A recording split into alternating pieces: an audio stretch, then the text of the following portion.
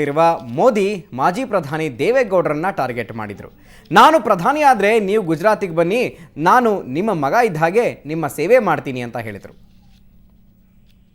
श्रीमान देवेगौड़ा जी ने कहा है मोदी प्रधानमंत्री बने तो कर्नाटक में नहीं रहने वाले हो, छोड़ करके कहीं और जाने वाले हो. मैं आपसे प्रार्थना करता हूं, आप चिंता मत कीजिए, मैं गुजरात में आपकी पूरी व्यवस्था करूंगा.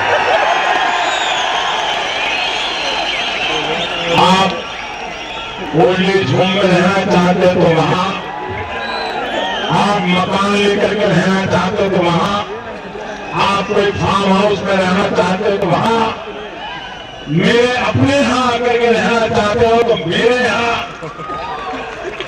जितनी आपके बेटों ने आपकी सेवा की होगी उससे ज्यादा सेवा करके मैं दिखाऊंगा. आपको बुढ़ापे में कभी पूरे दिन देखने की नौबत में नहीं आने दूंगा. आपका सम्मान, आपकी इज्जत करने में नरेंद्र मोदी और गुजरात कोई कमी नहीं रखेगा.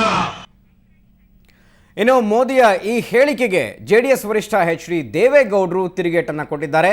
ನನಗೆ ಮೋದಿ ಆಶ್ರಯ ಬೇಕಿಲ್ಲ, ನನಗೆ ನನ್ನ ಕುಟುಂಬ ಇದೆ, ಮೋದಿ ಮೊದಲು ಗುಜರಾತ್ನ ಜನರ ಹಿತ ಕಾಪಾಡಲಿ ಅಂತ ಹೇಳಿದರು. ಒಂದು ರಾಜ್ಯದ ಮುಖ್ಯಮಂತ್ರಿಯಾಗಿ ನೀವು ದೇಶದ ಪ್ರಧಾನಮಂತ್ರಿ ಆಗಿ ಇವತ್ತು ನಿಯೋಜಿತ ಪ್ರಧಾನಮಂತ್ರಿ ಉತ್ತರ ಕೊಡ್ತಾರೆ. ಅವರು ನನಗೆ ರಕ್ಷಣೆ ಕೊಡೋದಿಲ್ಲ, ನಾನೊಬ್ಬ ಪ್ರಜೆ, ನನಗೆ ರಕ್ಷಣೆ ಕೊಡೋಕ್ಕೆ ಕರ್ನಾಟಕದಲ್ಲಿ ನನ್ನ ಕುಟುಂಬದವರಿದ್ದಾರೆ, ಇವ್ರು ಯಾರು ರಕ್ಷಣೆ ಕೊಡೋದಕ್ಕೆ? ಅದು ನನ್ನ ಜವಾಬ್ದಾರಿ ಇರೋದು. ದೇವೇಗೌಡನಿಗೆ ಆಶ್ರಯ ಇವ್ರು ಯಾರು ಕೊಡೋದಕ್ಕೆ?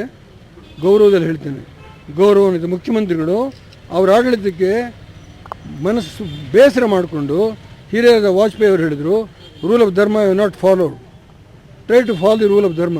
ನಾನೆಲ್ಲ ಹೇಳಿದ್ದು. ಇನ್ನು ಮೋದಿಗೆ ಕಾಂಗ್ರೆಸ್ ನಾಯಕ ಸಿಎಂ ಇಬ್ರಾಹಿಂ ಕೂಡ ಟಾಂಗ್ ನೀಡಿದ್ರು. ಪತ್ನಿಯನ್ನೇ ಸರಿಯಾಗಿ ಸಾಕದ ಮೋದಿ ದೇವೇಗೌಡರನ್ನ ಹೇಗೆ ನೋಡ್ಕೊಳ್ತಾರೆ ಅಂತ ಲೇವಡಿ ಮಾಡಿದ್ರು. ಫಸ್ಟ್ ಮೋದಿಗೆ ಅವ್ನ ಹೆಂಡತಿ ನೋಡ್ಕೊಂತ ಹೇಳ್ರಿ, ಆಮೇಲೆ ದೇವೇಗೌಡರ ಮಕ್ಕಳನ್ನ ನೋಡ್ಕೊಳ್ಳೋದು ಆಮೇಲೆ ಆಗಲಿ.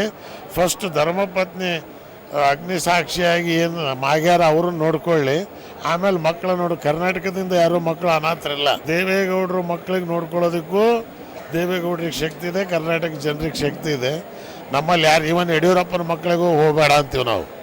ನಮ್ಮಲ್ಲಿ ಕನ್ನಡ ಮಾತೆ ಭಾರಿ ಸುಭದ್ರವಾಗದಾಳ.